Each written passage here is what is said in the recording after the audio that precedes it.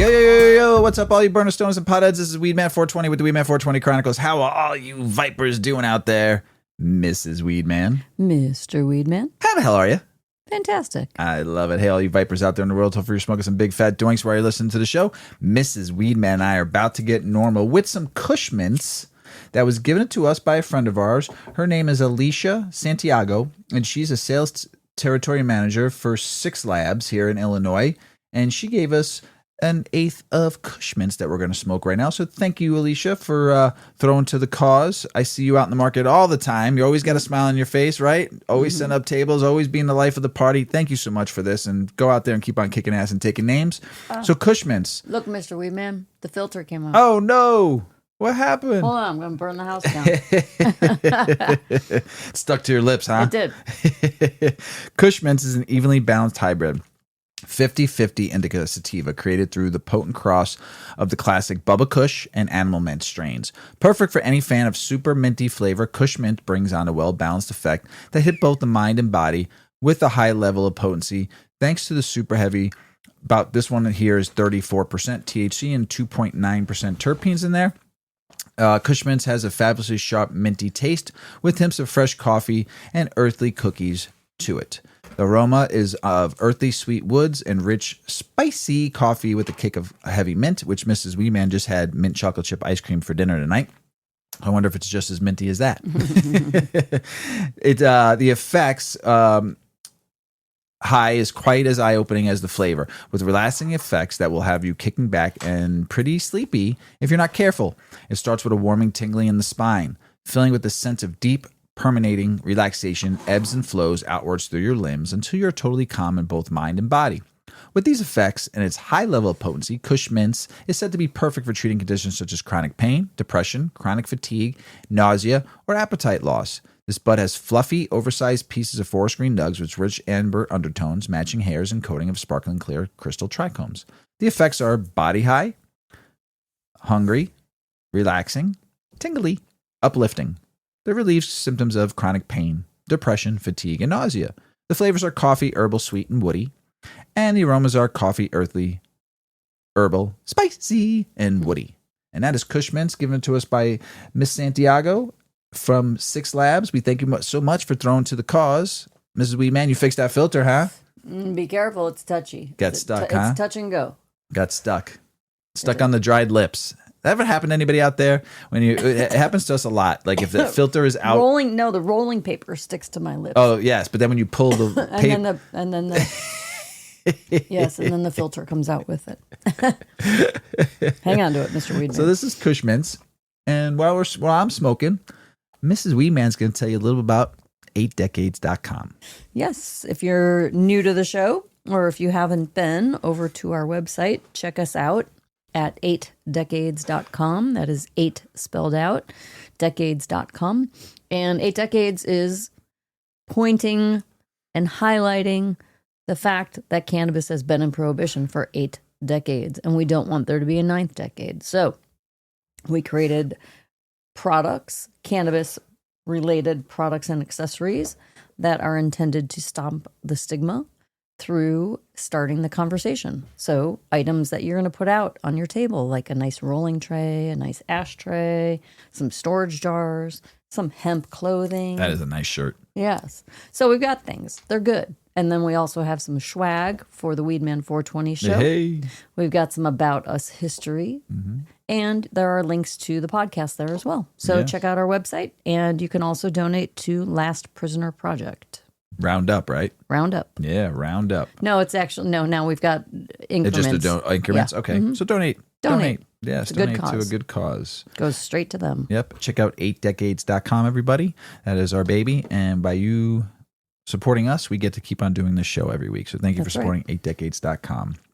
Real talk, Mrs. Weedman. Real talk. Real talk. Sad talk. Yeah. Yeah. We're not gonna dwell on it like Ozzy Osbourne, but some more people who we've grown up with in our life. First one, ready? Malcolm Jamal Warner. Yeah, Theo. Cosby Show. We grew up. We were a couple of years apart. Yeah. So we watched. He was a couple of years older than us. I think he was like 2 or 3 years older than us. Mm-hmm. But we got to watch him grow up on TV as we were growing up and seeing the same experiences as we were growing up with, he was growing up with. The whole family was. So if you have not watched The Cosby Show, I have watched a couple episodes just as a remembrance of him this such a weekend. good show. It was a great show. It's unfortunate that Bill Cosby ended up to be a What happened? dirtbag Yeah, because so- he really was a phenomenal person. Yes, comedian, actor. Until yeah. we found all those Yes, till we find out all that crummy stuff. things out. But Malcolm Jamal Warner has nothing to do with that. Amazing. And the show was so good. yes, That and show he was so was good. great and a producer, actor, just a good person after The Cosby Show. And I rest in love, Malcolm Jamal Warner. Rest in love. The big one, an icon. Oh, Hulk Hogan. Let me tell you something, brother. Hulkamania is running wild.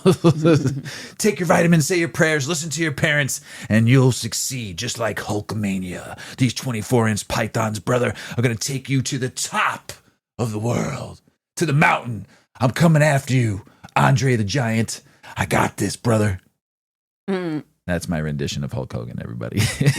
We've got some stories from Sunday night SmackDowns. Oh, yeah. I mean, Raw. Oh my God, that was like WCW. Yeah. I mean, he had All a of career. He was an icon. I've been watching wrestling since the 70s, and I'm a huge wrestling fan, and Hulk Hogan changed the industry.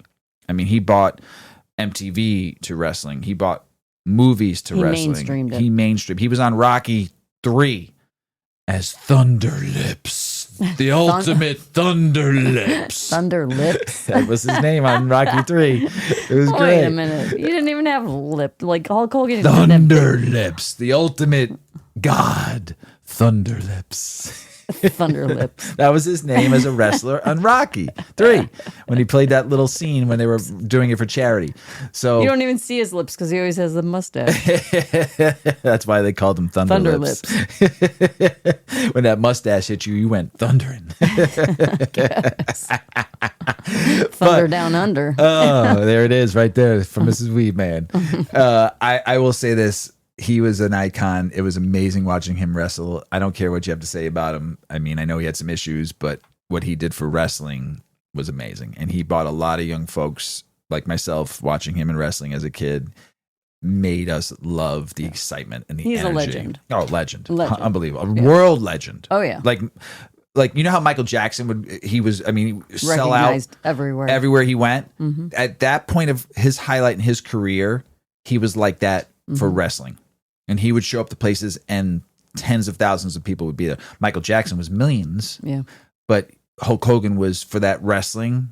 He was there. I mean, he would show up to places and there'd be people waiting just to see his energy and his just 6'7", 360-pound behemoth of a fucking. He looked like an Adonis, you know. So when you go to places where there's smaller people and you see this Hulk come through, you got to follow him, right? Yeah. So Hulk Hogan, rest in love.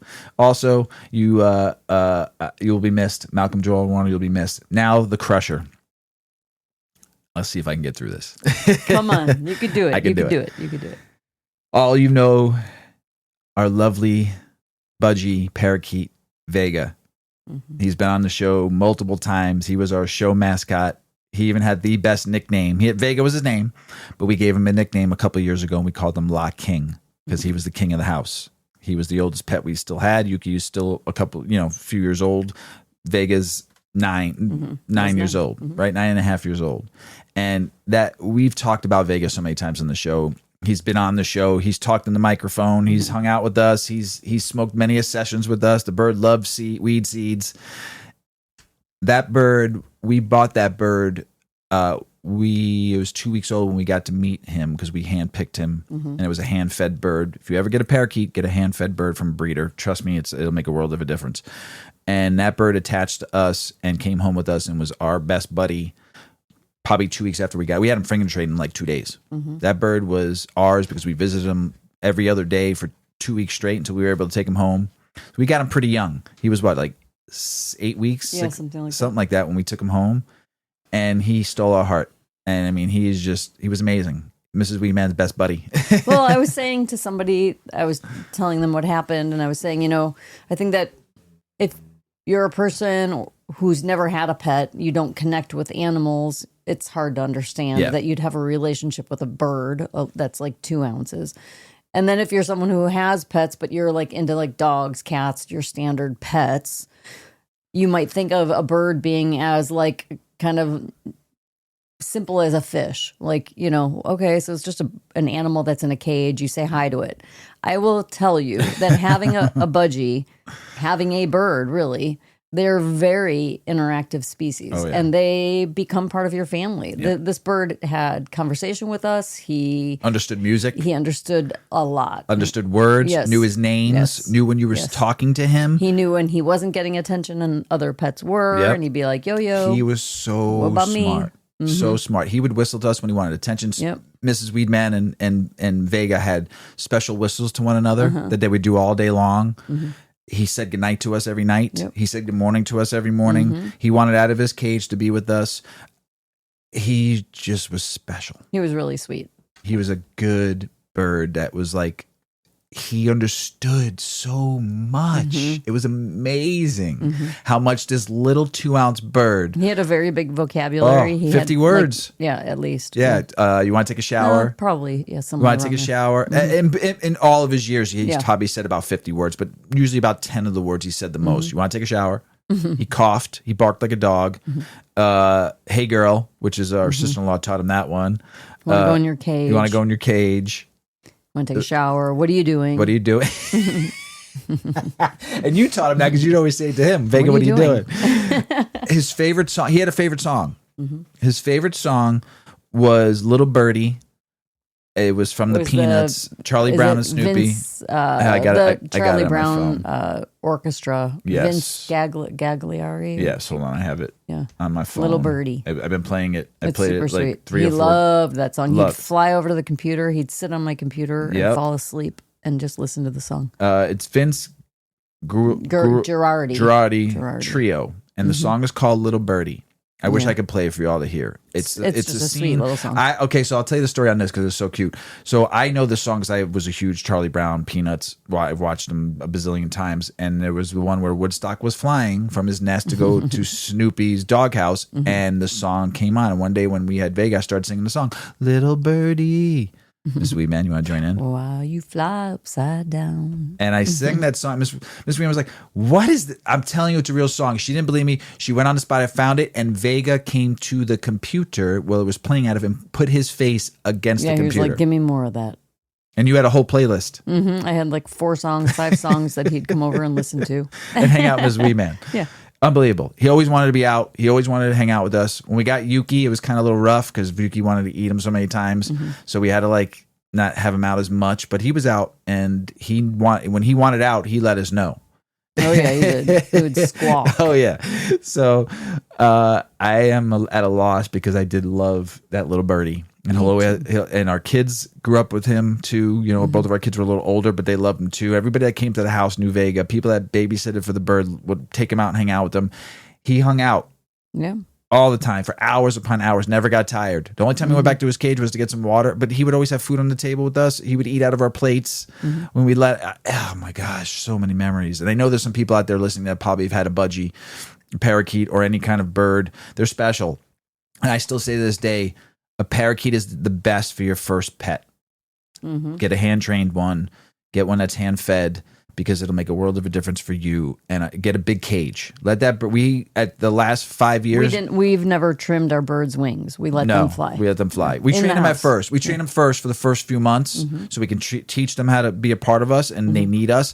After that, they're a go. Yeah, I think we trimmed Vegas twice. Yeah, that was it. Until he was fully trained. And then we got him a ginormous cage, and that bird loved it. So please get a good sized cage for your bird too. I mean, don't let that sit in a little tiny little, that's the worst for them.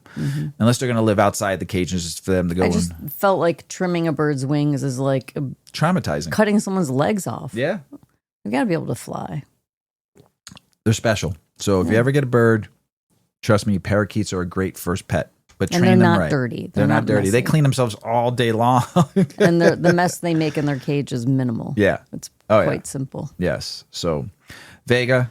Yeah. La King. 9 9 years old, 2016 to 2025. Rest in always our love, Mr. Vega. La King. Moment of silence. Psh, done. All right. What would you do if you were at TSA security and you were working your security, right? And there was a woman that had something poking out of her chest. Oh, I think I'd want to know what that was. What if it was a turtle poking his head out? Literally? Literally. Because this woman tries to enter a U.S. airport with turtles in her bra, and it was caught by the TSA. Why would you put a turtle in your bra? Is that a turtle in your Put in your pants? bag. Your bra, you're happy to see me. Oh my God. What would you do? I don't know. What would you do? A Florida woman was caught hiding 2 turtles in her brassiere while passing through a checkpoint in Miami International Airport. The identity of the woman was not revealed. The security agency revealed that one of the turtles didn't survive. Oh, she smothered it. Yes, in her bosom, in her brassiere. So the TSA security is saying, stop hiding animals in weird places on your body and then trying to sneak them through the airport security. You will get caught. And look, you lost a turtle. Put them in a bag and carry them on. Right. You can carry, Yeah, why? Yeah. Maybe they thought because they might have been maybe illegal. They stole the turtle from the beach. Oh. Maybe it was a loggerhead. Maybe. No, these were like box turtles. I'm looking at the picture. They weren't a sea turtle. They were more of a pond turtle. Remember when when we lived in Florida and our son had we called him Tommy the Turtle. He was about the size of he was a baby. Like a fried egg. Yeah. Maybe he got about that The big. center of the fried egg. Yeah, like the yolk. Yeah. He was tiny. He was a baby. He was a palm-sized turtle. Yep. And we had him on a cage on the back porch. I wasn't bringing him in the house. And a big rainstorm came through. And the next day, he was gone. Because his tank overflowed and he got free. Living in somebody's pool in Florida for some years. I don't remember. What did we even tell? I think we told him the truth. I don't remember I think we just said Tommy escaped. Yeah, there we go. Yeah. Oh my God, Tommy the Turtle. Maybe it was Tommy the Turtle in the lady's Tommy bra. the Turtle. God, that was fucking 30 years ago. Well, I mean, turtles live Turtles a long can time. live a long time. Not in someone's brassiere, though. No, apparently not. Apparently not. Oh, all right, turtle. Turtle. You ready to get the shenanigans going, the show going? Yeah. All right. Hey, everybody, we're going to get going here. All right, stoners and science heads. Lean in this one because we're dying to keep it into a recent study published by Kuros. And this one's all about medical cannabis and chronic musculoskeletal pain. That's a fancy way of saying folks who live with constant pain in their bones, joints, and muscles. So here's the vibe. Research looked at 46 patients using medical cannabis for their pain, trying to figure out if it actually works, how folks are using it, and whether it's messing with our minds, especially cognition. Now, here's where it gets a little interesting. About 70% of the participants use cannabis daily. And get this, more than 75% of them reported a significant improvement in pain levels. That's huge. But it wasn't just the pain. Over 60% said they were sleeping better, and around 50% felt their mood improved. That's the trifecta: pain, sleep, and mood. Talk about plant medicine doing its thing. As for how they used it, no surprise, inhalation, smoking, or vaping was most common route. Edibles and oils were also in the mix, but smoking still reigned supreme in the pain game. The main cannabinoid folks looked for were THC and CBD.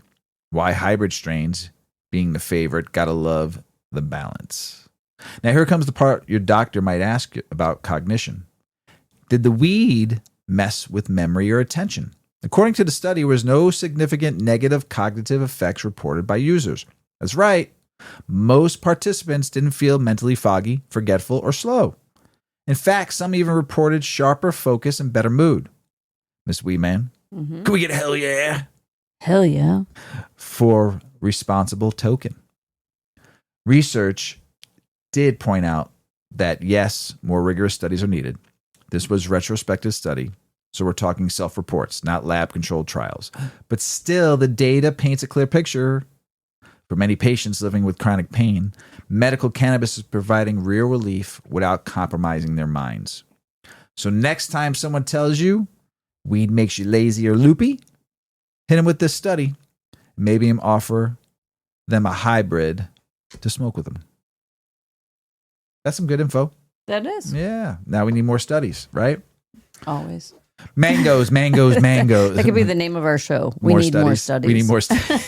We should do a side project. We need more research. Yeah, more research. more research, please. Mangoes. Mangoes. Yeah. We've talked, I think Pauly, back in the early first 6 episodes, talked about mangoes when we learned about mangoes affecting, with myrcene affecting. This talks a little different than what we talked about 6 years ago.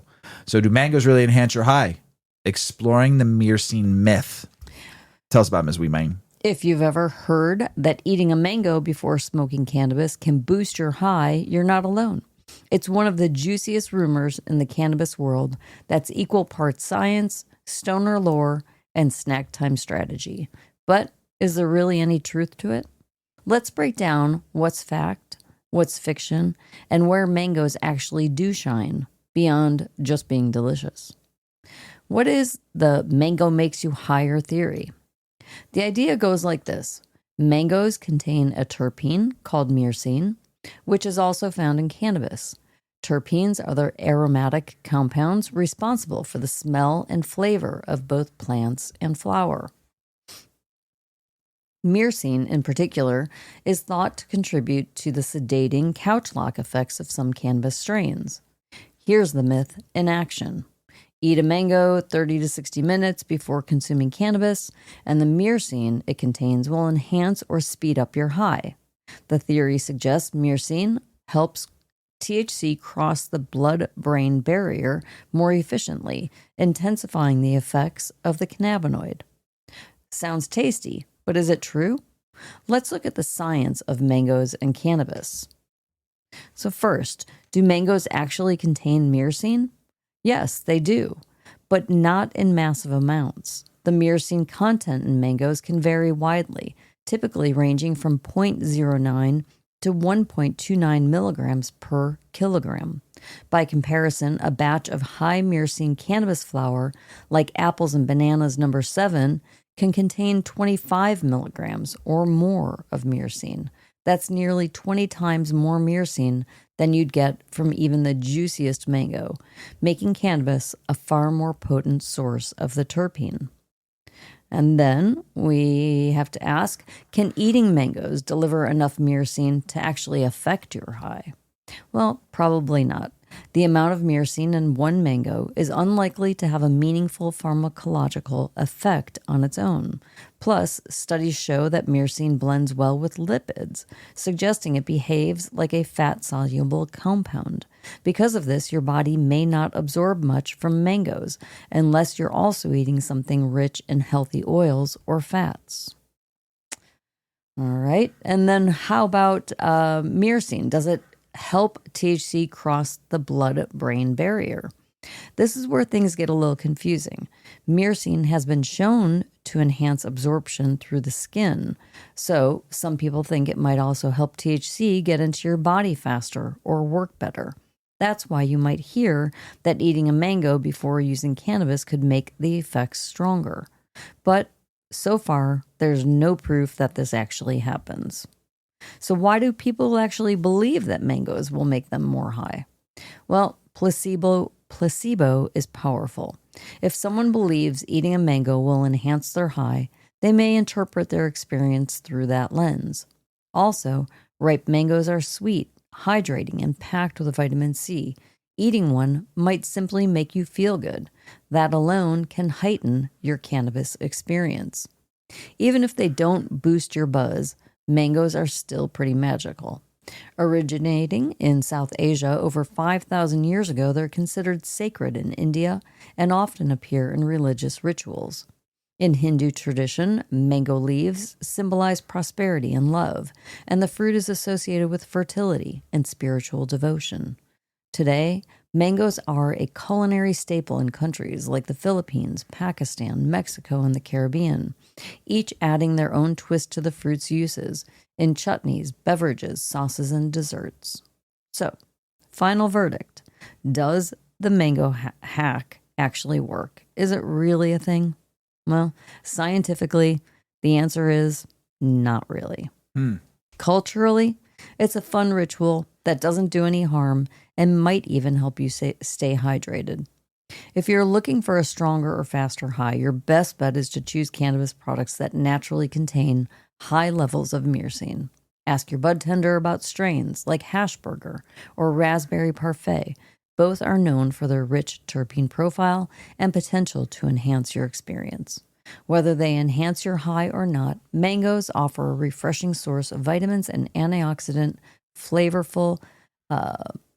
a pairing for edibles or infused beverages, and they're also a sensory treat that complements the cannabis experience. And hey, if you feel extra high after eating one, then who's to say this isn't the truth? It'll set you free. I like mangoes, but I like them plain, just eating a mango. I don't mind them in salsa. Oh, yeah. You know, but I don't like it in sushi.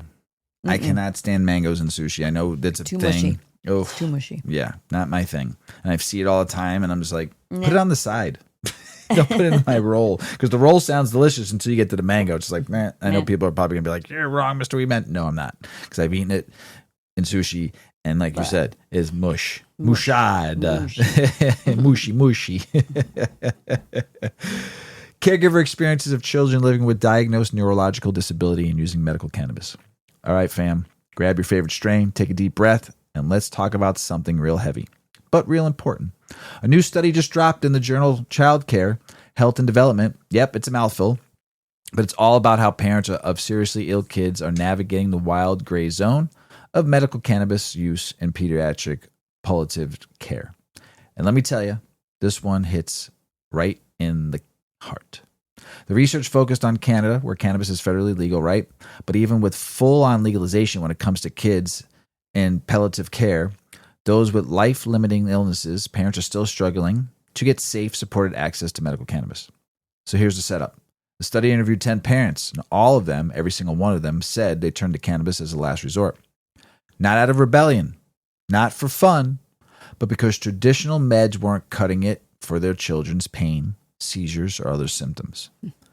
And that's wild. In many cases, medical cannabis worked. Better sleep, fewer seizures, improved quality of life. But here's the problem.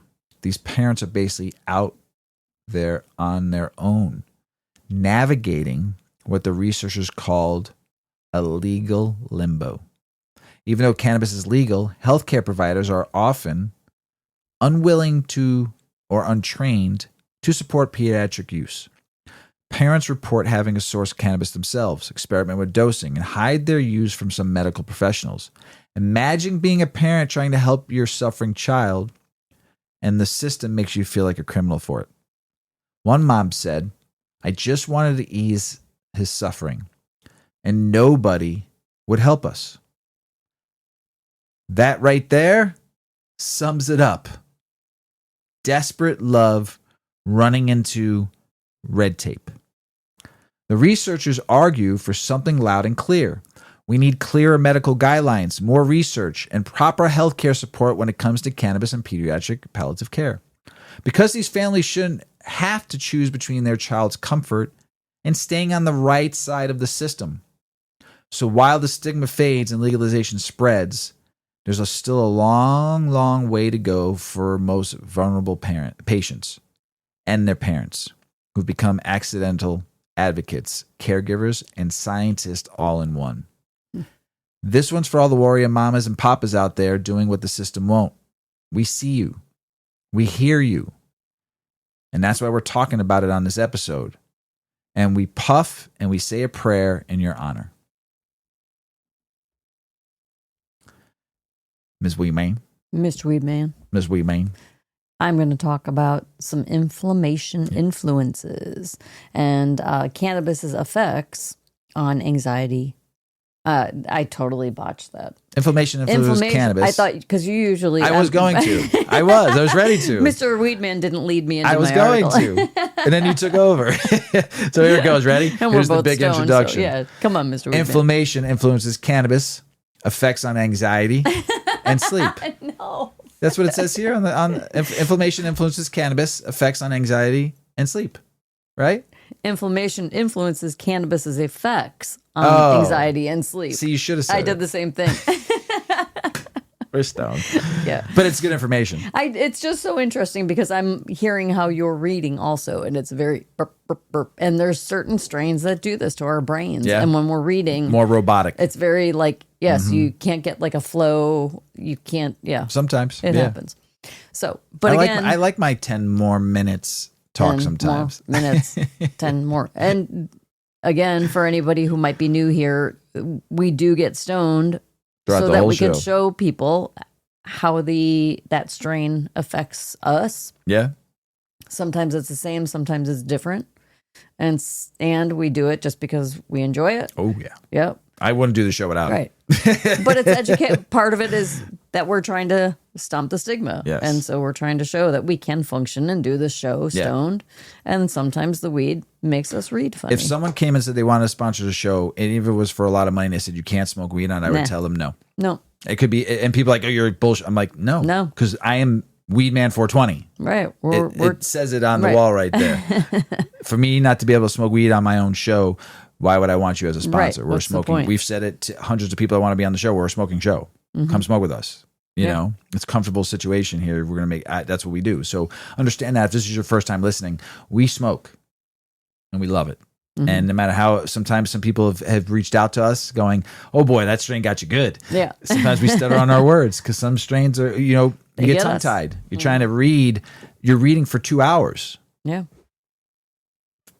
And staying focused while getting really baked. when you don't want to stay focused sometimes. You want to hang out and talk a little bit more, and get smoke more weed. All right, let's get back to it. All right. A new study shows that and this is very important. A lot of people deal with chronic pain, and chronic pain is often caused by inflammation. There's so many health conditions that cause inflammation. It's a big problem. And it is very generalized that cannabis and CBD help with inflammation. So, does it or doesn't it? This new study, this is the study now, shows that inflammation levels influence how cannabis affects anxiety and sleep quality. Sourced from Neuroscience News, the study found that cannabis is increasingly turning up in conversations about mental health and sleep, with many people touting its benefits for calming the mind and easing insomnia. Yet research has long struggled to explain why some people report dramatic improvements while others see little change or even feel worse. The study offers a fresh perspective, explaining that the answer may lie in an often overlooked player, your immune system. Researchers set out to test whether the anti-inflammatory properties of cannabinoids, particularly CBD and THC, could explain cannabis's effects on anxiety and sleep. They hypothesized that cannabis use would reduce markers of inflammation in the body, which might then translate to improved mood and sleep. They also asked a more nuanced question. Does your level of inflammation at baseline influence how you respond to cannabis? The study enrolled 171 adults with mild or greater anxiety, some of whom were randomly assigned to use one of 3 cannabis chemovars, THC dominant, CBD dominant, or even a mix of THC and CBD. A 4th group of participants with anxiety served as non-users. For 4 weeks, the cannabis users consumed their products freely, as needed, while they reported on their mood, stress, and sleep quality, and provided blood samples for analysis of inflammatory cytokines.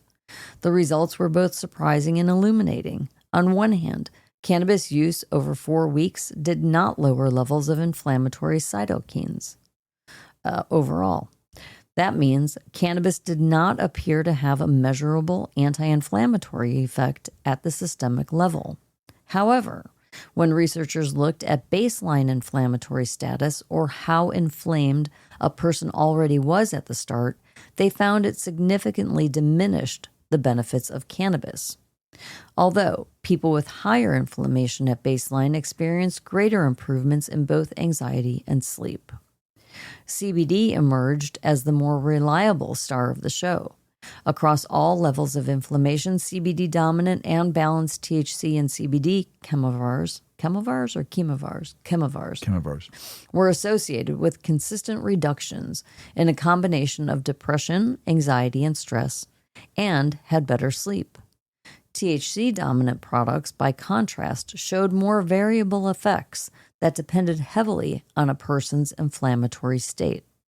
Those with moderate inflammation benefited, but at high extremes, very low or very high inflammation, the effects of the THC alone were inconsistent or absent. These findings help reconcile some of the mixed evidence found in literature. Many prior studies have reported conflicting results on cannabis's impact on mental health and sleep. Gotta get a drink. With THC in particular, producing both beneficial and detrimental outcomes depending on the study. This new study suggests that individual differences in immune system activity could explain much of that variability. It also aligns with the known biology of CBD, which has been shown in preclinical work to suppress inflammatory signaling pathways and modulate immune response more effectively than THC. Why does inflammation matter? Chronic low-grade inflammation has been implicated in mood disorders, including anxiety and depression, as well as in sleep disturbances. Elevated levels of cytokines. Said it right. I know, but see, now words don't sound right. like IL-6 and TNF-alpha have been repeatedly linked to worse mental health outcomes and poorer sleep quality. This study's findings suggest that cannabis may be more effective in those whose anxiety and sleep problems are at least partly driven by inflammation. In terms of sleep, cannabis use clearly outperformed non-use, particularly among participants with higher inflammation at baseline, a group known to be at greater risk of insomnia. The study has some notable strengths. It was conducted in a naturalistic setting, with participants purchasing and consuming commercially available cannabis products rather than taking controlled doses in a lab. This increases the ecological validity of the findings and mirrors how most people actually consume cannabis.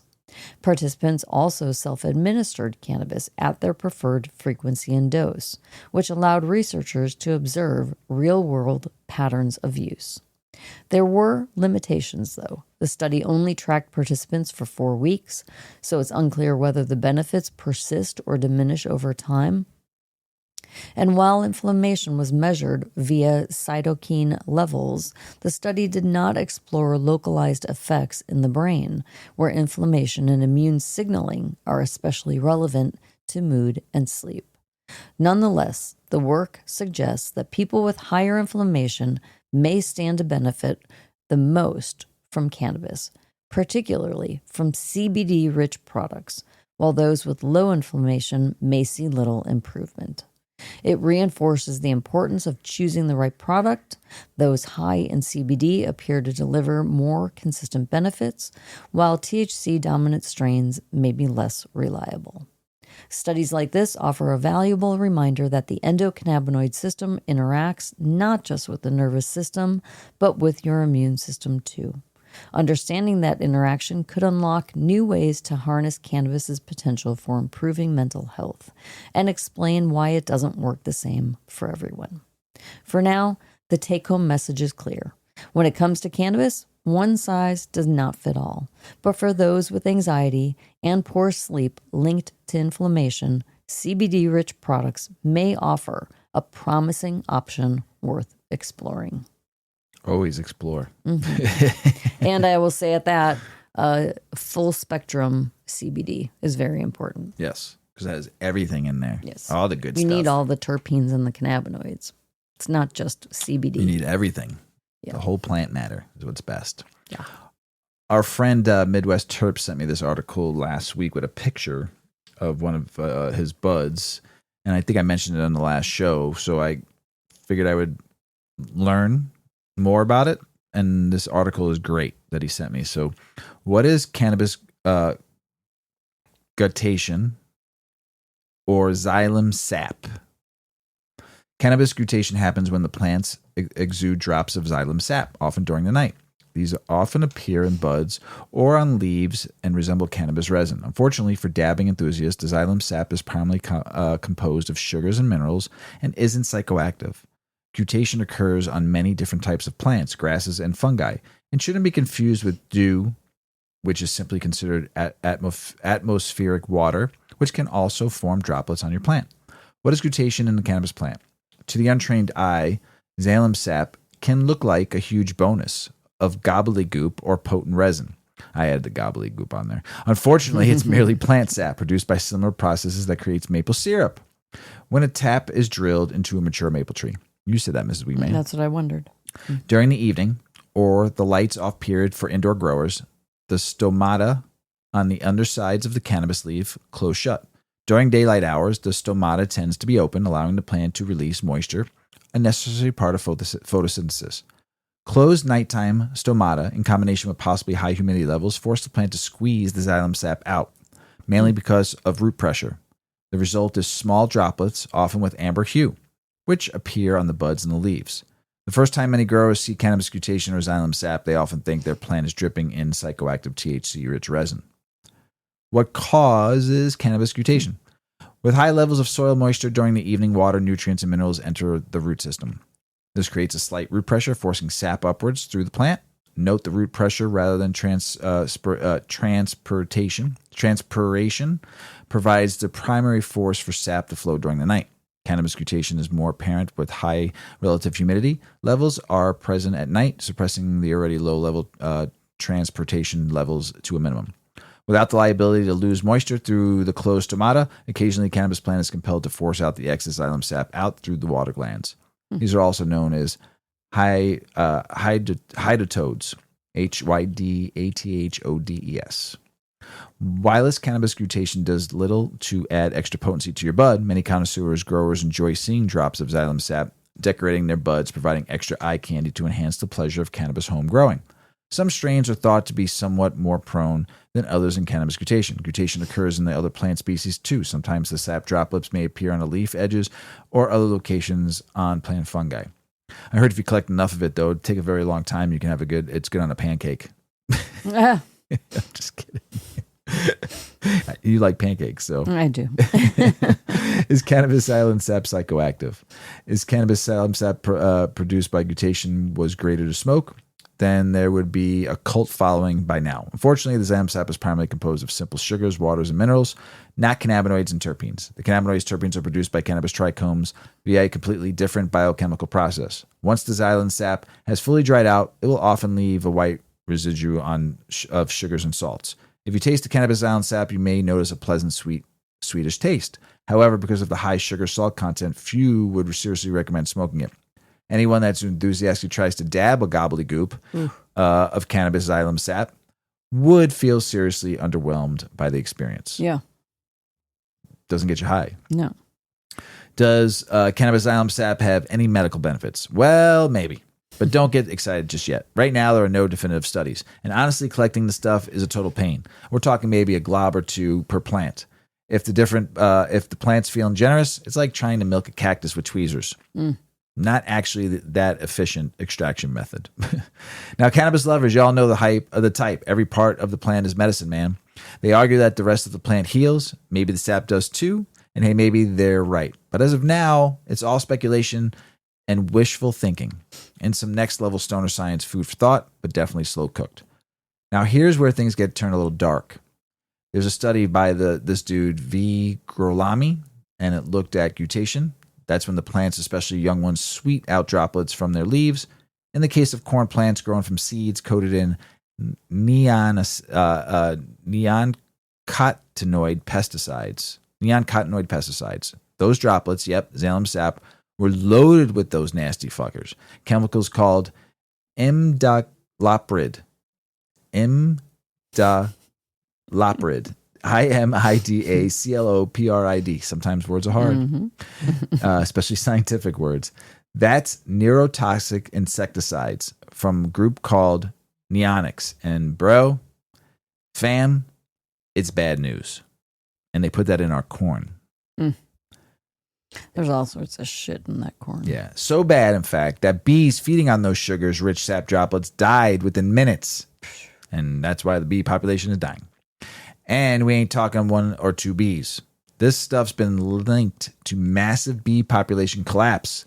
And that's a big damn deal for agricultural ecosystems and just life on Earth. And get this, those toxins were found at levels comparable to directly sprayed crops, just from the sap alone. Crazy. The good news, the EU straight up banned a bunch of these neonicotinoids from agriculture, but it serves as a huge warning. If you're a real cannabis head, you don't want any part of your plant, root sap, leaves, buds, touched by these chemicals. That's why clean, conscious cultivation matters. Terp sap versus cannabis xylem sap. Now, first up, cannabis xylem sap. That's the watery secretion your plant gives during mutation, your plant sweating out droplets through the leaf tips. It's natural, it's subtle, and honestly, it's not the most exciting thing in the stash jar. There's no high here, no terps, no THC, and trying to collect it, it's a labor of love with a little payoff. Just a drop or 2 per plant, ain't nobody got time for that. But if you do have time for it, make sure you collect enough and make some pancakes. Yeah, with like one drop. One little drop of syrup. But don't in that pancake, we suck that shit up so fast you won't even taste it. But don't confuse that with the real treasure, what we call terp sap, aka terp sauce. Now that's the good sticky dicky icky.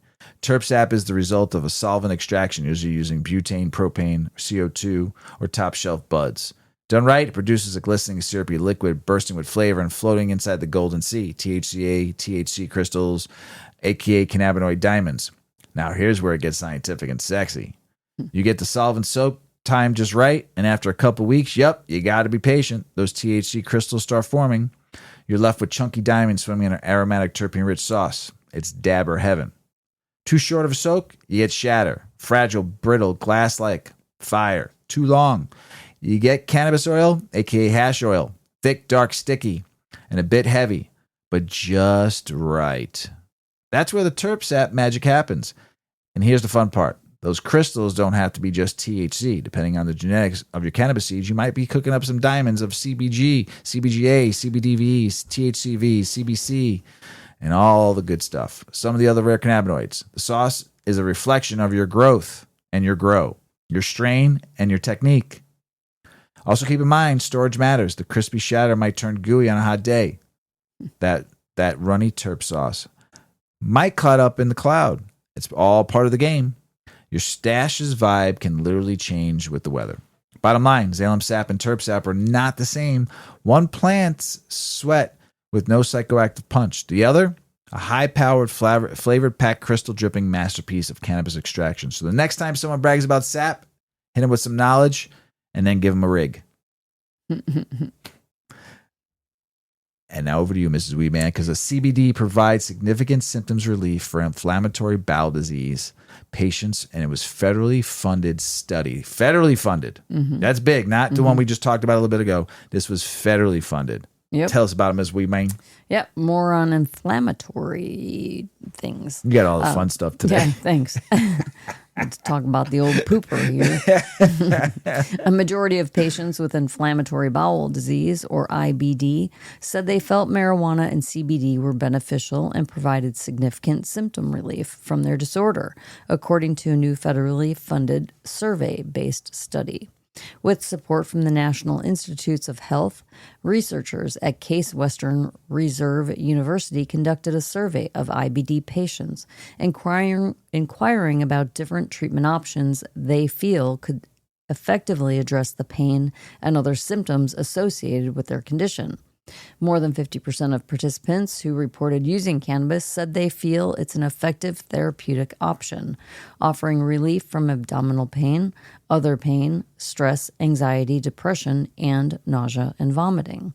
The study authors noted the strong support of cannabis and CBD oil as medical treatments and the therapeutic effects highlight the potential for cannabis and CBD oil as treatments in IBD.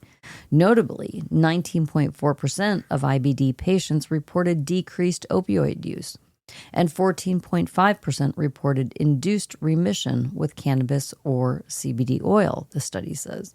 The beliefs on the efficacy of cannabis and CBD oil are comparable to that of prescribed medications, suggesting that cannabis may be perceived as equally effective. The results show there's a strong belief that these substances could be favorable for various IBD symptom relief, including abdominal pain, diarrhea, anxiety, and inflammation. The researchers noted that 54% of respondents with IBD self-reported using cannabis or CBD, with 41% using it for medical use, symptom relief, pain management, and mental health support. While 64% of IBD participants reported that cannabis has had a somewhat very or extremely beneficial effect in relieving their IBD symptoms. Another 57% held this belief about CBD oil, the study said. Interestingly, we found that IBD patients were more likely to have used cannabis or CBD oil for short-term symptom relief compared to long-term symptom relief. That I thought, like, meh. People aren't understanding that they need to use it long term. But think about it, like, if you don't really want to have to use anything, if you're able to use it for short term and get the relief you need, that's pretty cool. Yeah, I think so too. Yeah. Yep.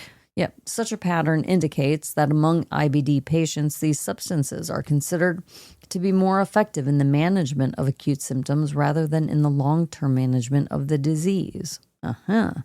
The survey-based cross-sectional study involved 139 participants, including 106 IBD patients and 39 non-IBD controls between the ages of 18 and 69.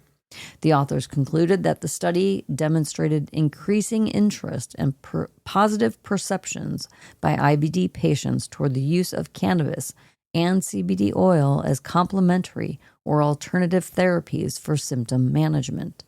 The results agree with a prior scientific review on the impacts of marijuana on Crohn's disease and ulcerative colitis that was released last year, finding that cannabinoid therapy helped reduce disease activity and improved quality of life in patients with chronic diseases. In March of last year, a separate study in the Journal of Health Research and Medical Science found that cannabinoids show potential in improving disease activity and quality of life in patients with ulcerative colitis. So, as always, we need more research, we need more reviews, we need more reports, and we'll bring them to you as soon as we hear them. Good job, Ms. This Weedman. is interesting. Yeah, very interesting. And I like that it was federally funded too. So that means they'll put more research into it and more money into it if they feel it needs more, and I think it does. It's good stuff. Good stuff. Good research, Mrs. Weedman. Political, state, and business news. Oh, snap. Chicago's got some reefer revelation going on. Superintendent Larry Snelling. Sorry. Larry Snelling. Sorry, Larry. Says weed use alone shouldn't disqualify police recruits. Finally, some common sense. The police board agrees, voting to ease cannabis restrictions and hiring. Took them long enough, right? Yeah. Maybe now we'll see more chill, level-headed cops who understand plant instead of fearing it. Progress in the Windy City, baby. You know why the Windy City is called Windy City, right? Chicago's called the Windy City? Ain't because it's windy. Politics. Yep. Uh-oh. There is a MSO in the state that's in a little bit of trouble in the courtroom again. Their Illinois arm, CL Grown, is suing state regulators after losing a coveted craft grow license. They claim the process was unfair and straight up violated due process. Sounds like someone didn't like losing their spot in the cannabis garden. Legal drama, licensing battles, just another day in the high stakes weed game in Illinois. Oh boy. One day you will have, I think when I retire in 10 years, you're going to hear a story. And or it's going to 2 or 10. Maybe about 150. So get ready one day. North Dakota's getting a little sweatier. The medical marijuana program, or I should say sweeter too. Their medical marijuana program is adding edibles to the mix. Finally! Plus, they're loosening up eligibility rules to help more patients qualify. From strict and stingy to mellow and munchy. That's the major vibe shift for the Peace Garden state. Next stop, maybe full legalization. We'll see. But for now, pass the gummies, fan. Yeah, it should be recreational. And in South Dakota, too. DC's cannabis scene is getting real spicy. With over 100 unlicensed dispensaries driving in the gray area, lawmakers are finally saying, all right, that's enough. Let's fix this. A new bill aims to regulate the wild market and bring everyone above board. It's high time DC stopped pretending and started taxing like pros. From gifting to legal business. Let's go, Capital City. Heads up, Missouri tokers. The state's new cannabis testing director just dropped a news on a random product sampling to keep the garden clean, keep the green clean. No more shady batches slipping through. They're stepping up oversight to ensure what you're puffing is pure and safe. Kind of like a surprise inspection, but for weed. Stay sharp, cultivators. The quality cops are coming. Bad boys, what you gonna do? What you gonna do when they come for you? Bad boys, bad boy.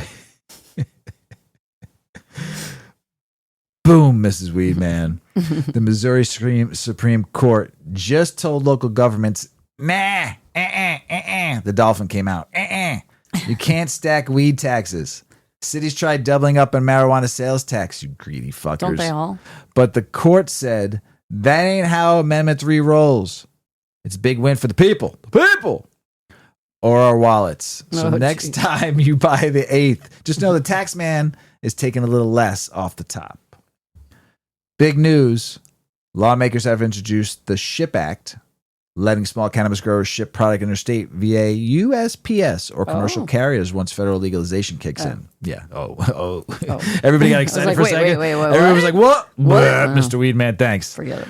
It's all about leveling the playing field, letting family farms compete with big corporate weed giants. Led by Representative Jared Huffman and Val Hoyle, this bill could be a game changer. Want the cake? Let the small farmers eat it too. Here's some high voltage drama. The EFF is taking action against power companies tipping off cops about suspected cannabis grows. Just from electric usage. Talk about a buzzkill. They say it's a privacy violation. Honestly, your grow lights ain't snitching. So why should your utility company? Time to keep Big Brother out of your grow tent. Let the plants live in peace and the growers keep on growing. All you vape heads, listen up. The global cannabis vaporizer market is heating up. And not just your rig. A new report says in 2025 to 2030, the rise of pre-filled vape cartridges is going to spark major growth. More flavor, more convenience, more demand. So if you're puffing on sleek little cart right now, congrats. You're part of the booming trend. Vape waves rolling, peeps. My thing about the vape industry, it's convenient, yes, of course. There has to be recyclable. We have to start, even in nicotine vapes, cannabis vapes, any kind of vape, there has to be some kind of recycling program. You know how many people use vapes around the world, and then cannabis vapes too, on top of that? Mm-hmm. That is a lot of plastic and a lot of glass waste. Well, and all the batteries. Oh my gosh. We have to come up with figure out a plan on this because, like I said, they're convenient, they're great. I'm just saying we are fucking up our environment with all that leakage from the batteries that go in the earth, and I can go on and on and on and on. Recyclable program. And it has to be a legit cyclable program that these all become reusable or fixed or repurposed. I don't care. Okay, I digress. Florida's making waves in the cannabis scene. With over 750,000 medical marijuana patients, the state's been a powerhouse for reform. Back in 2016, a 65% voter approval for medical use set the stage. Advocates like Roz McCarthy, founder of Minorities for Medical Marijuana, and Ryan Besor, CEO of Redemption Cannabis, are leading the charge, partnering with companies like Trulieve to push for equity and education. Florida's not just a state, it's a movement. Listen up. Marijuana prohibition, it's a total sham from day one. The system's been about control, racism, big money, not health or safety. For decades, folks have been punished while the real players profited. But now the tides are turning. People see through the smoke, and legalization is booming. So keep fighting the good fight because the green truth always wins. Mrs. Weedman, you want to light that joint before you get started with your part of political, estate, and business news? And while Mrs. Weedman is taking a quick drink and lighting up that Kush Mint given to us by Miss Santiago from Six Labs, we appreciate it. I thought the high is quite enjoyable. Did it taste like your chocolate chip mint ice cream? I wish. Mrs. Weedman and I love Kush strains. I actually just got some Kush. Our good friend will smoke it on a show coming up here. Big Earl was in town, dropped off a bunch of fun stuff. He dropped off some green crack, dropped off some Loops headband, dropped off some OG Kush, some Devil Driver, some another Kush Mints, some Platinum Lemon Cherry Gelato, and some Super Boof. I can't wait to try that. And I will tell you this, the OG Kush is from Josh D 1996, a revive that he revived the plant. And I smoked that last night and I was baked and it was phenomenal. And I smoked some of the Platinum Lemon Cherry Gelato with Big Earl on Sunday when he stopped by the house. Whoa, I sat on the couch and watched the movie and didn't remember watching the movie. And Super Boof, we haven't smoked it yet. When I had you open the bag, what was the first thing that you smelled? Candy. It is fucking amazing, and the nugs are beautiful. So, Ms. Weedman, while we're smoking political, state, and business All news. right, let's get on with our news. New York City's got a new aroma in the air, and Mayor Eric Adams isn't exactly vibing with it. In a recent Pod Force One interview, he said the constant weed smell on the streets is a bit much. While he supports the legal cannabis industry, he thinks smoking should be confined to designated areas, not everywhere. He's all for the green, just not the green cloud in your face. Okay, well then pass some fucking rules and let people open consumption lounges. That's it. Jersey's gonna have a fucking steakhouse consumption lounge. That's fucking awesome. Badass. The pre-roll game is lit right now. They are like hot, flying off the shelves. Sure. Infused joints and multi-packs are they're just a convenience item. Consumers are chasing potency and bold flavors, making these products the hottest trend in cannabis. Automation is stepping up, ensuring consistency and scaling production. Brands are elevating quality, turning pre-rolls into connoisseur-worthy smokes. Well, tell me where to buy those, because my pre-rolls lately have been canoeing. Sorry. Whether you're a seasoned smoker or a curious newbie, premium pre-rolls are ready to roll with you. Should be. Yeah. Should be. It's 14% of the market share now. 14%. It is tied with edibles. Mm-hmm. Edibles are 14% of the market share. Pre-rolls is going to outpace edibles here soon. Well, the buzz is real. Cannabis-infused drinks are stealing the spotlight. Brands like Can and Wink are already partnering with alcohol distributors, snagging shelf space and giving traditional booze a run for its money. Major players like Constellation Brands, Pernod Ricard, and Boston Beer are now eyeing hemp-derived THC beverages, which are federally legal. Yep. That's right. And popping up in liquor stores nationwide. The U.S. market for these drinks is projected to top $1 billion this year, 2025, and could soar past $4 billion by 2028, with alcohol sales dipping, especially among women over 35. These cannabis beverages are becoming the go-to choice for consumers seeking a buzz without the hangover. Even liquor stores are getting in on the action, with some reporting cannabis drinks now making up 15% of their sales. Looks like the future of drinking is high and dry. No booze required. Oh, guess who's lighting up the cannabis debate? It's not just the usual suspects. Republicans are now rolling into the support. A recent survey shows 72% of GOP voters back state-level marijuana laws. That's even more than the general public. But it's not just politics. Boomers are joining the green wave, with nearly half supporting legalization. Looks like cannabis is becoming a bipartisan bud. South Dakota is turning green in more ways than one. Farmers are diving into hemp, not just for the cash, but to boost small-town economies and tackle climate change.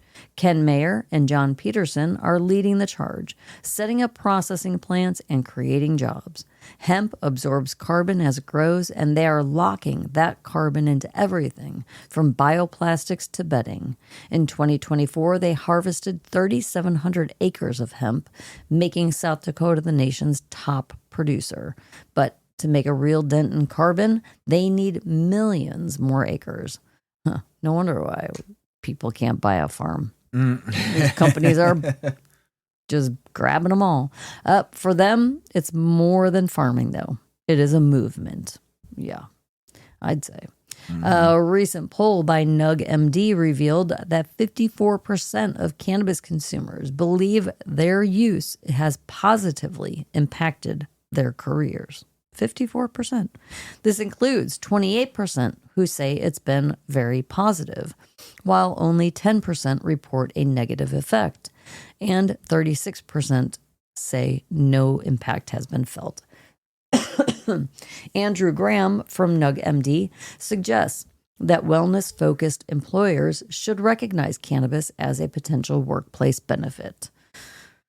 All right.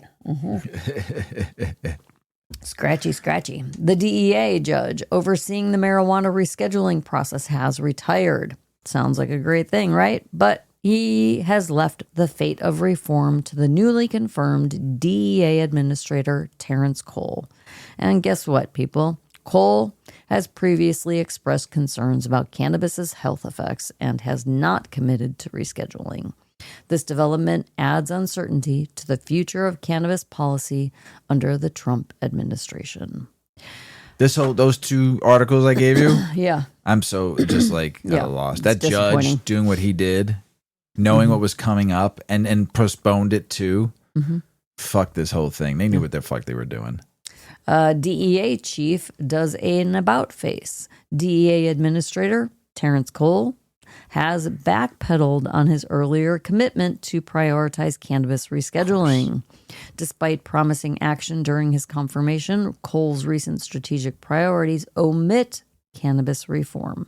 Instead, he focuses on combating foreign drug traffickers and enhancing public safety. This shift leaves cannabis industry advocates questioning the future of federal rescheduling efforts. Whew. I don't even. That's just like I was deflating. I was to read so that. thinking by 2027 this would be federally legal and it would be the 8th decade. Truly, the cannabis was in prohibition. I don't know anymore.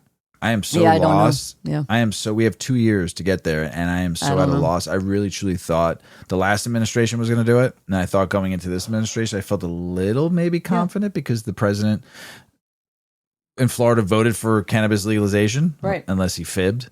And said, just to say that and made everybody, oh, he's for cannabis, and we've seen presidents do that and then all of a sudden change their mind. It's just so freaking upsetting. Yeah. Rand Paul stirring the pot. Senator Paul is threatening to block a must-pass spending bill unless a provision banning most, not all, but most hemp-derived THC products gets cut. Maybe he has some money into something. Money. He's pushing for a carve-out to protect hemp beverages and similar goods, or he's trying to save the beer industry. Essentially, a bid to legalize hemp THC federally. That means one guy is holding the whole bill hostage. That's plant politics for real. Oklahoma activists are moving full steam ahead. Oh, you need a joint? Yes, please. There you go, Ms. Weedman. Thanks. Sorry. Oklahoma activists are moving full steam ahead with State Question 837, aiming to legalize adult use cannabis in 2026. They filed before Governor Stitt's new petition law, SB 1027, kicked in. So they beat those tough county signature limits and ballot language rules. Volunteers get up for statewide to collect nearly 173,000 signatures by November. You guys can do it. Grassroots hustles in action. Oklahoma's won't be denied. Big news for Montana. The State Department of Revenue plans to merge alcohol and cannabis oversight into one division. The idea is to boost efficiency without cutting jobs. Same staff, now under one boss. Industry reps are nervous, but revenues say no change for business. They see it as a smart prep for hybrid products like THC drinks.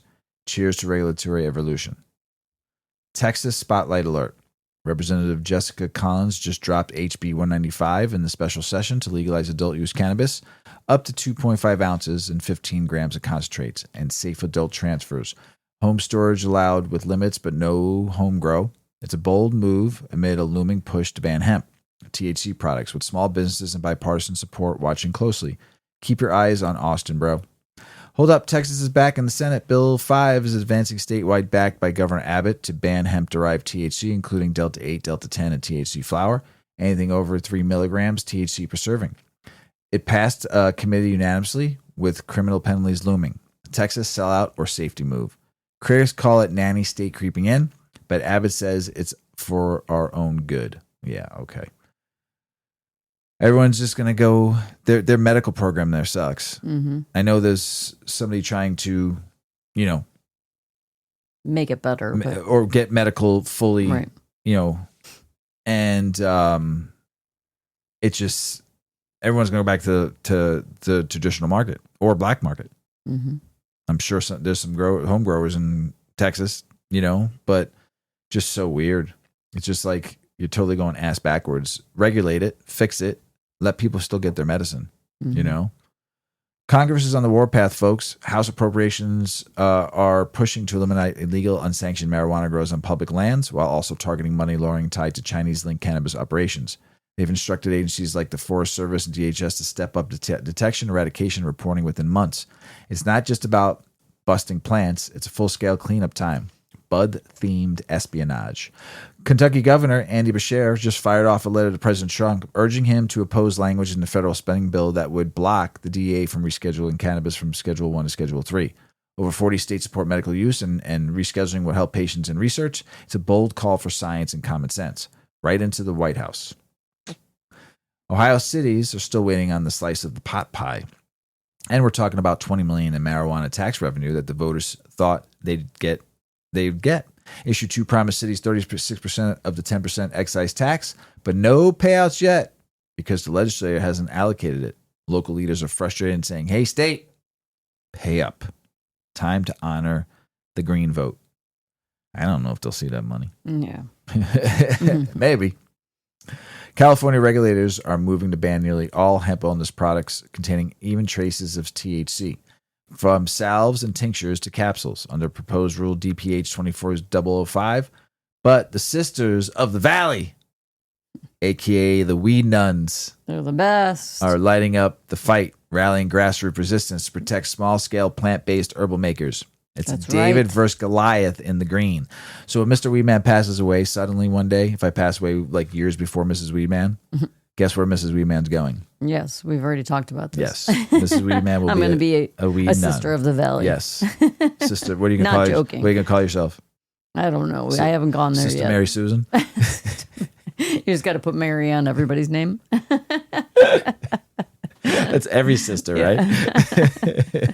So if you ever want to know where Mrs. Weedman's at, if something You know happens to where to Mr. find me. Weedman, you know where to find her. If they'll let me in. I think they will.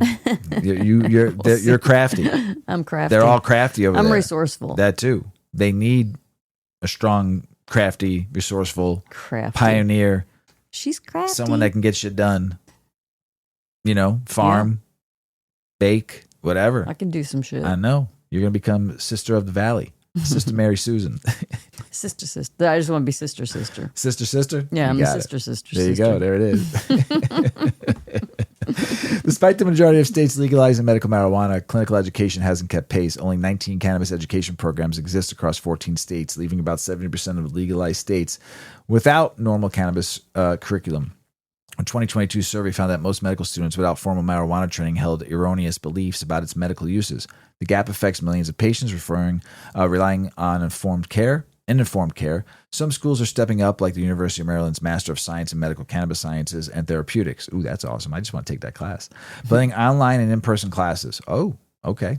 But with cannabis still a Schedule I substance, federal barriers hinder broader education. As usage rises, it's clear healthcare providers need better training to meet patient needs.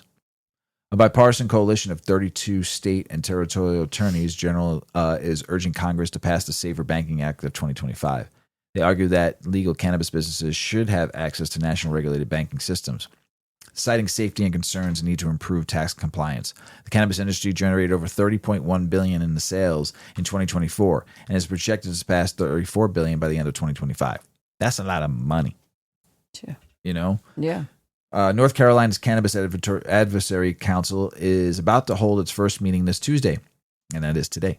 And they want to hear from you. Governor Josh Stein established a council to develop comprehensive cannabis policies, including potential legalization. A preliminary report is due by March 15th, 2026, with final recommendations by the end of the year. Residents can submit comment online ahead of the meeting.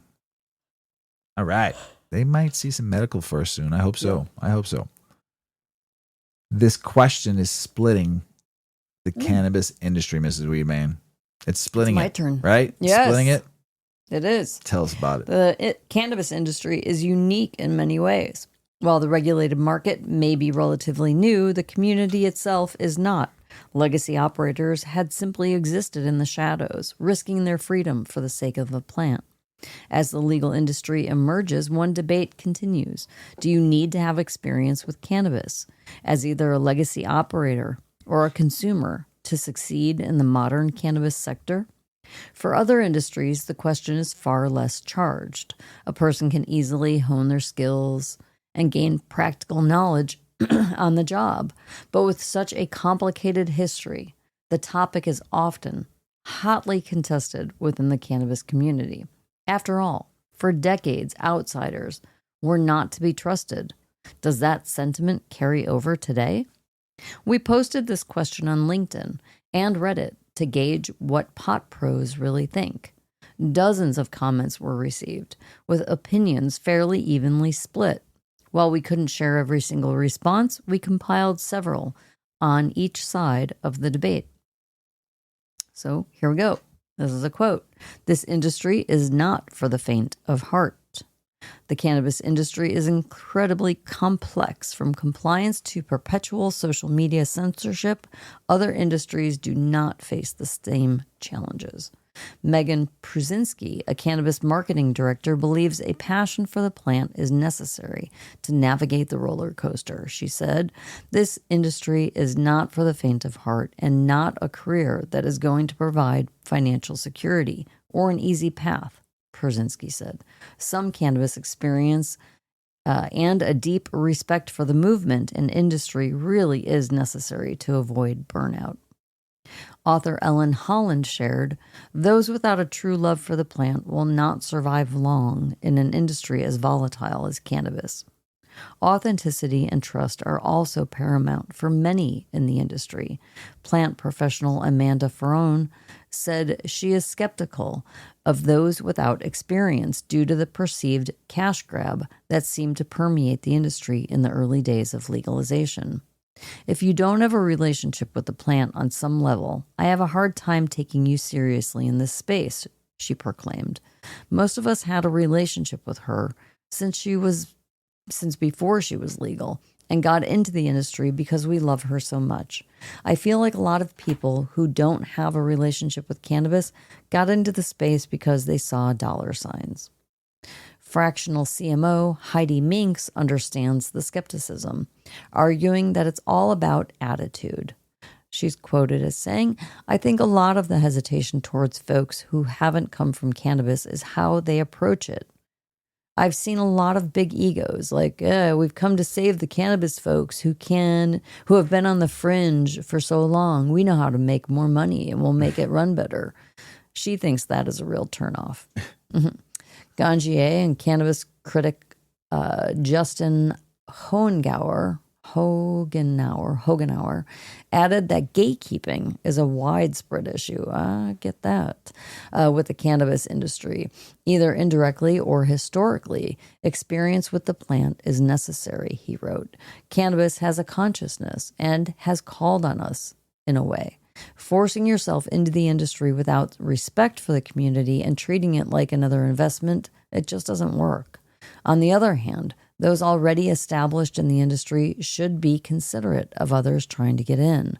There's a lot of gatekeeping and pulling the ladder up because someone new to the game might be from another area or educational background. With cannabis growing so quickly, education is a hot commodity. According to recent data, the sector is responsible for close to 500,000 full-time jobs and counting. Cannabis recruiter Stephanie Powell believes cannabis experience is a desired skill by many companies who hope new employees can bolster the knowledge base throughout the organization. She argues that limited resources equate to more pressure on existing team members, resulting with fewer existing managers holding the knowledge needed for an entire team to thrive. There seems to be a trend toward wanting and needing experience when hiring. Right now, it's more of a knower's market versus a learner's market. Previous experience is frequently requested to ensure success. Industry vet Kristen Yoder argues cannabis experience can be a double-edged sword, particularly if you want to exit the space. Don't count on your weed experience helping with a conventional job search. If anything, it can be a hindrance, she cautioned. Given the fact that cannabis is still so niche, knowledge is really power. There's also a certain sense of credibility that goes along with someone who's, quote unquote, from the culture. Michelle Pfeiffer of Active and Respect My Region believes that a healthy mix of weed skills among team members will help a company thrive. Not every employee needs to have cannabis experience, but it is incredibly important to have trusted voices within the company ranks that hold that experience, Pfeiffer notes. The culture might be irrelevant to certain aspects of business in general, but it's imperative that you have both business and cannabis experience while working in the business. The theme of respect for the plant reverberated through many answers. Many people argued that while being a weed smoker isn't a prerequisite, you certainly need to recognize the plant's place in society. I don't think you need to be a consistent consumer to succeed, said Chris Olson of Emerald. You should appreciate cannabis and its culture to advance in the industry. You'll excel in any industry if you recognize the value of your products and the consumers purchasing them. Brian Holler of Beard Bros Farms said holding space for the pot pioneers is paramount. You certainly need to respect people that do consume, he said. You should also respect and understand the history of it, how we got here, and especially the people that came before you, and all of their hard work and sacrifices that allowed you to be in the position that you are in. There's an old saying that goes, you can't get a job without experience, but you can't get experience without a job. Many respondents to our query felt that folks who may be excited about the prospect of working in cannabis but are simply less familiar with the plant itself should not be discounted. Beth Aden, a publicist and marketing expert, believes that turning away prospects due to lack of plant-touching experience is counterintuitive to the culture's very nature. The cannabis industry, she said, has been historically open to people from all walks of life and those who are seeking an alternative path to the mainstream. She noted, I think it would be counter to the history and culture of the industry to purposefully exclude people, especially based on a lack of experience.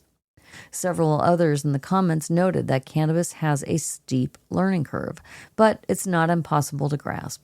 Everything is teachable. It just depends on the employer and the position. It's also important to note that outsiders can bring with them fresh perspectives. Maybe the better question is, does the cannabis industry need people without cannabis experience to survive? Joey Bravo of Respect My Region said sometimes non-consumers are better suited for specific sectors, such as marketing and branding. I prefer no experience for certain tasks. That way, the bad habits and biases don't create inefficiencies in areas that legacy cannabis isn't really great at, Bravo said. Much like everything in cannabis, there are many opinions on the subject.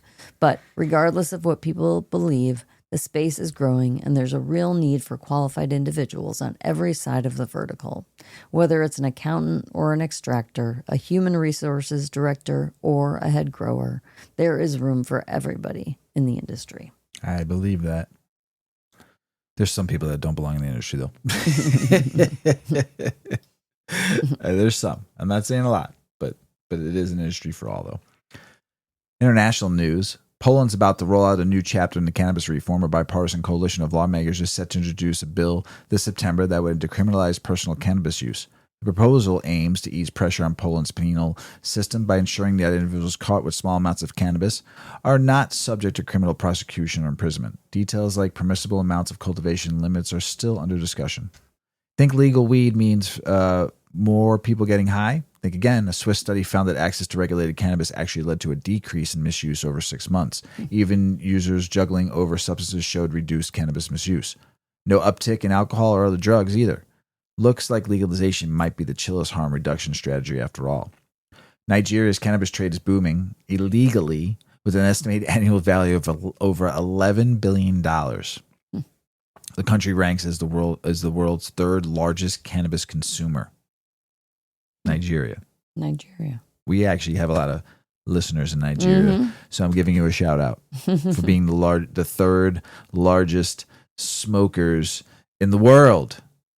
It's pretty cool. The world.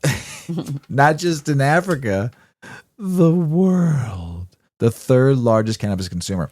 Legalization could open the door to medical and industry cannabis markets, potentially generating significant tax revenue. However, the government faces challenges in balancing public health concerns with economic opportunities. The debate continues, reform or risk.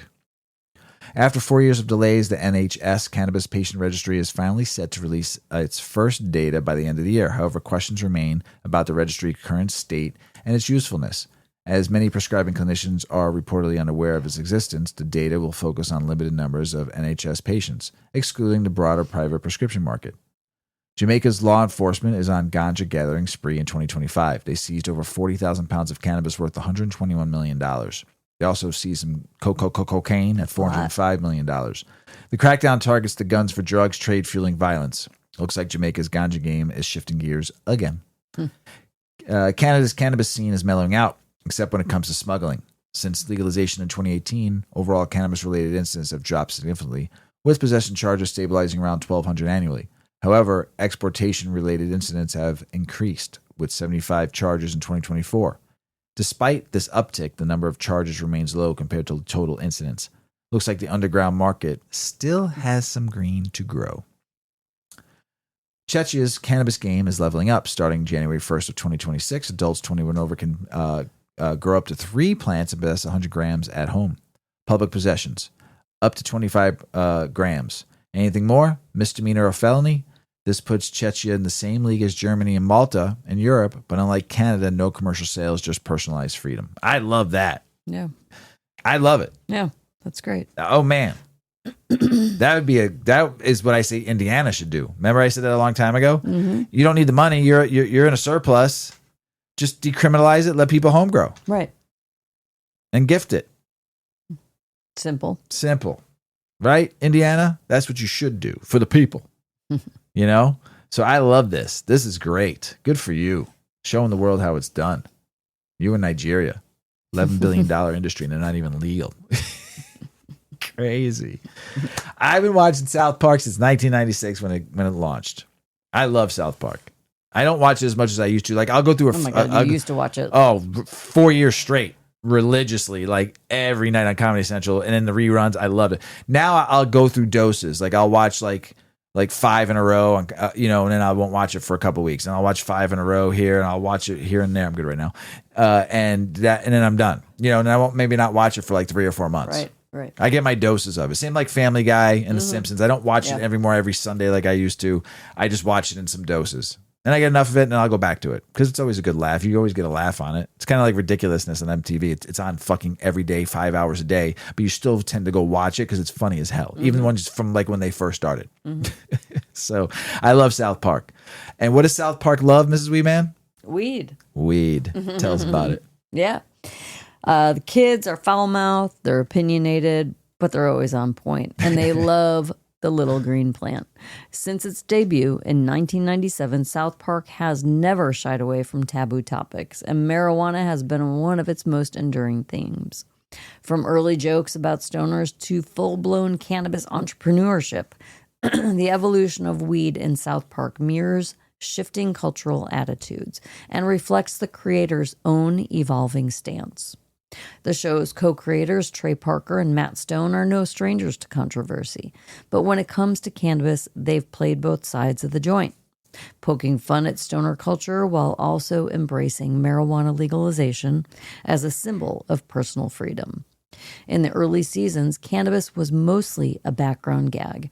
Randy Marsh, Stan's dad, occasionally referenced drug use, but weed wasn't a focal point. That changed, though, dramatically in season 23 with the introduction of Tegrity Farms, a fictional marijuana business Randy starts to recapture his lost sense of integrity. Get it? Tegrity Farms. The Tegrity Farm storyline, which spans multiple seasons, is satire at its best. Equal parts critique of corporate cannabis, commentary on the commodification of wellness, and a portrait of midlife crisis. As Randy evolves into a weed mogul, South Park explores everything from THC-infused products to international cannabis trade. For Parker and Stone, Tegrity Farms is more than a plot device. It's a reflection of how far cannabis has come in mainstream America. In interviews, both creators have acknowledged that they support legalization and view the war on drugs as a failure. "We always thought it was ridiculous," Stone said back in a 2020 interview. "People getting locked up for something safer than alcohol. It just never made sense." The irony, of course, is that South Park itself has grown up with its audience. Millennials who watched the show in middle school are now adults, many with mortgages, careers, and legal weed in their states. The cannabis storylines, once rebellious, now resonate as social satire for a generation navigating late-stage capitalism and ever-shifting norms. South Park's weed content also plays well with search engines, from Tegrity Farms memes to fan theories about Randy's descent into madness. Marijuana-themed episodes drive traffic and engagement. It's smart business and smart commentary. Whether it's lampooning hemp marketing or making fun of anti-pot hysteria, South Park keeps it blunt. Weed is part of culture now. And if there's one thing Parker and Stone have always understood, it's how to make culture laugh at itself. That's the truth. That is the truth. Oh, I mean, it's a hard thing that they do because they put out an episode every week. Mm-hmm. On like that week's news. Yes. And what's going on. Mm-hmm. That's not easy to do. Like current affairs. Oh, yeah. Mm-hmm. I mean, you could almost like treat that as your current affairs. You could. You could. It's pretty funny. Yeah. They just launched an episode that's just all over the news right now, and it's about Trump, and oh my gosh, boy, wild. They pushed it. Oh, they pushed it to tenfold. But here's the crazy thing: smart guys. Yeah. They just the day before they launched that episode, they signed the $1.6 billion contract with Paramount. Right before launching it. And then they launched it, but they got double fuck you money now because they got over $1 billion in the last contract they did, and they got 1.5. Oh, like it was signed sealed. Yeah. Oh yeah, it was done deal. And how does Paramount feel about the episode? CBS, I don't know, man. That episode was crazy. Yeah. It was pretty good. It was good. Whew. They pushed every button on that one, Mr. Garrison. But they did. They pushed the envelope on that one, and wow. You got balls, Trey, and you got balls, Matt Stone. Matt Stone's got stone balls for that one.